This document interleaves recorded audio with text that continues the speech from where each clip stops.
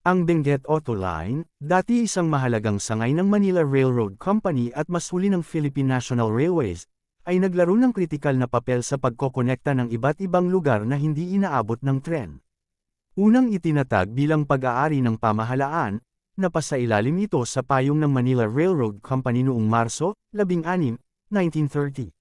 Sa pangunahing operasyon mula sa istasyon ng Bawang patungong Damortis, pinadali ng Benguet Auto Line ang paglalakbay at kalakalan, na naging mahalagang kawing sa transportasyon ng bansa. Ang mga manlalakbay patungo sa Baguio mula sa Damortis Train Station ay umaasa sa mga train connection, at ang Benguet Auto Line ang nagbibigay ng serbisyo sa mga ruta na hindi naabot ng tren.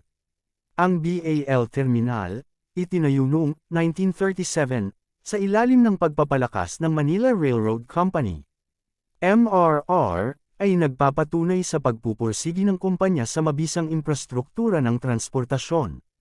Bagaman hindi na nakikita ang Benguet Auto Line sa kasalukuyan, patuloy na nabubuhay ang alaala nito sa mga taong nakaranas ng serbisyo nito at sa mga infrastrukturang itinatag na nagsisilbing alaala ng nakalipas.